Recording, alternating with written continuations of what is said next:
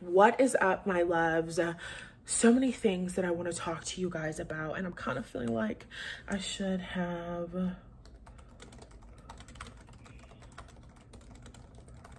Okay, boom. Just wanted to write that down so that I don't forget. So today we have one phrase that's going to kind of carry us through this video, and that phrase is stop waiting for your reflection to change. So today we're talking about the law of attraction. We're talking about the law of mirrors and getting into this idea, this concept that I think that we hear a lot in the spiritual space, which is like what you want wants you.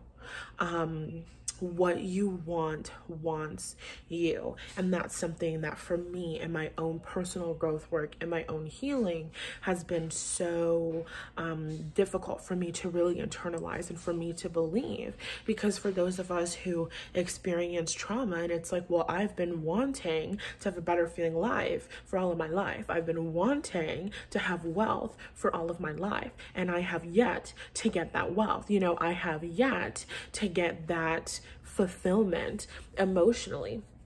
And so then it kind of, you know, not really having that understanding can kind of poke a lot of holes in your spiritual practice and your belief and your faith. Because like, what do you mean what I want wants me? If we both wanted each other so badly, like, why wouldn't we be here, right? Or why wouldn't it be here? Why wouldn't we be together? And one of the most important things, one of the most important reasons why is because we don't have the expectation. And something that I heard recently about expectations has really stuck with me. Abraham Hicks said that an expectation is when you have the desire and the belief to match your desire, right? When you have a desire and you have the belief to match, you have an expectation. When you have an expectation, that means you are consistently or always going to be able to experience that thing. When you have an expectation, that's an instant manifestation. When you have, that was cute. That was cute. When you have an expectation, you have an instant manifestation. I like that. Some of us are writers and it shows. Okay, so we're talking about beliefs. Pause, take it back. In this video, we're talking about learning to create your reality instead of responding and reacting. Creating your reality, creating your life instead of responding to what's happening to you in your life. And so recently in my personal growth, we've really begun the shift out of just focusing on healing. And I'm not saying that these are like chapters and you'll have to follow. We all can have a different way. And with my clients, I'll be integrating what I'm learning now with what has happened previously. So I'm really just talking about kind of like my journey. So the way that my journey has been set up is that for the past couple of years, I've been focusing on my healing. I've been focusing on my belief. So when we have a desire and we don't have the belief to match, then we don't have that thing manifesting in our reality, right? So that's, I want $500 million and I don't have the belief that I have the belief that I'm unworthy of $5 million. Okay, my belief and my desire aren't in the same place. I'm not manifesting it. It's not manifesting into my life. When I have the desire for $500 million and I have the belief that I could have $500 million, then $500 million is in my account. I've manifested that belief, right?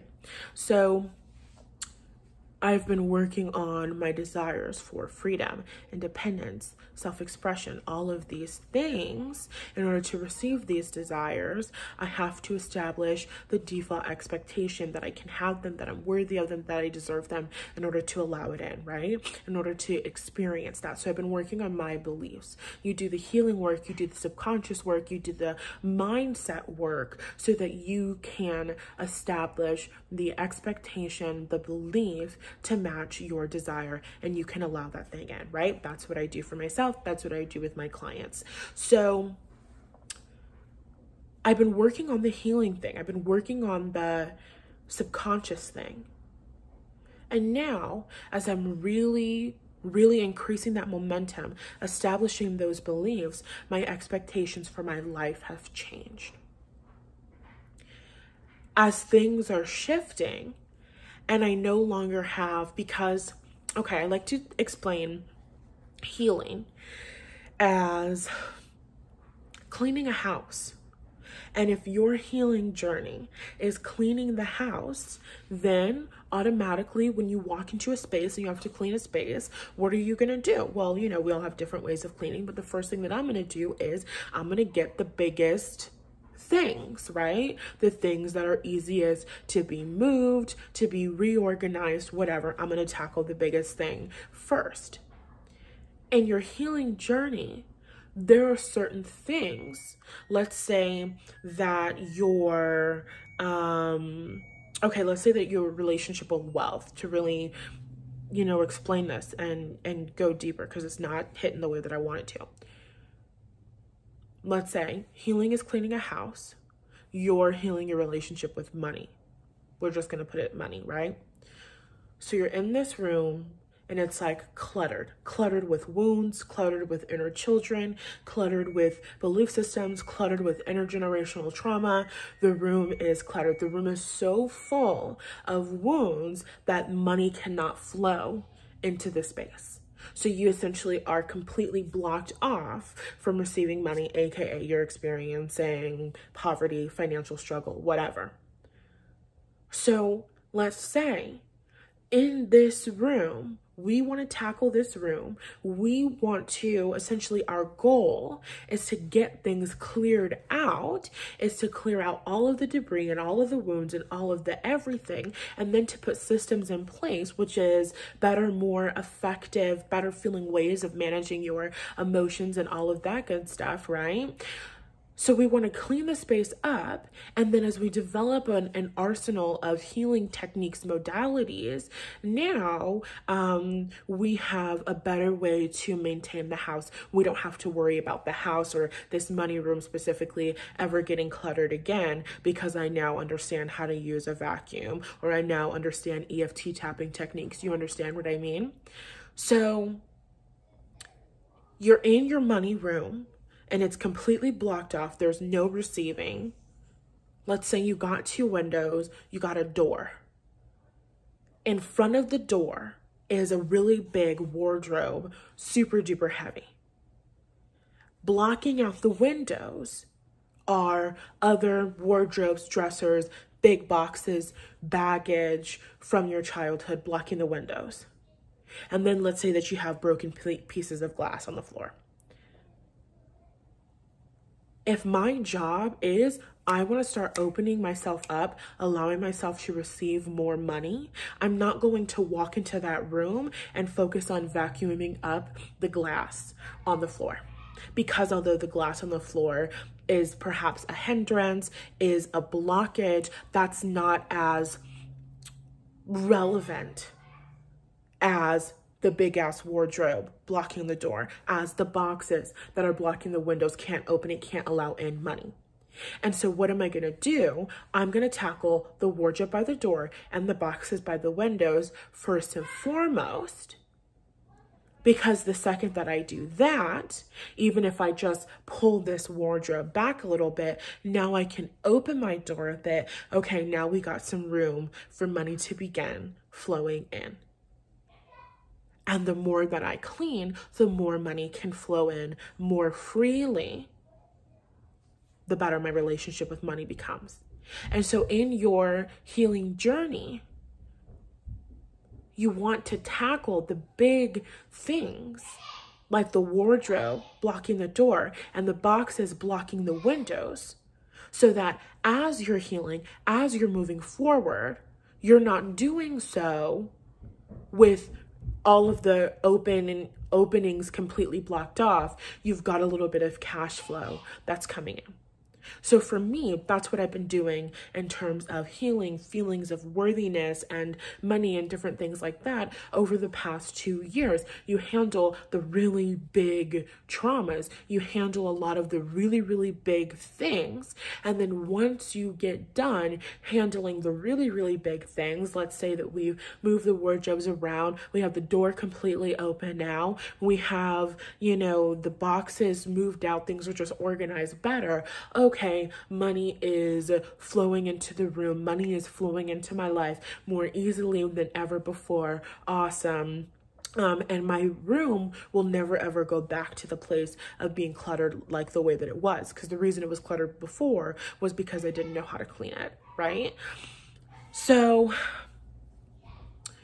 I've been focusing on the really, really big stuff.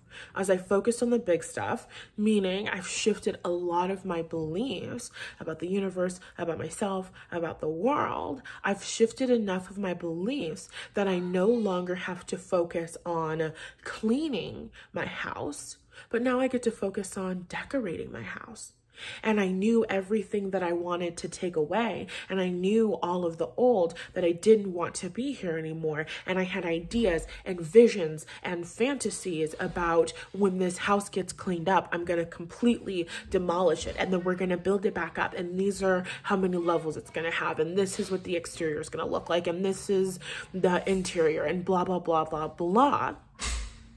So the process of focusing on like visualizations, meditations, creating your list of all the things that you want in your life, that's the process of kind of starting your dream, starting your vision for your house. This is what I'm going to create once everything has already been cleaned out of my house, right?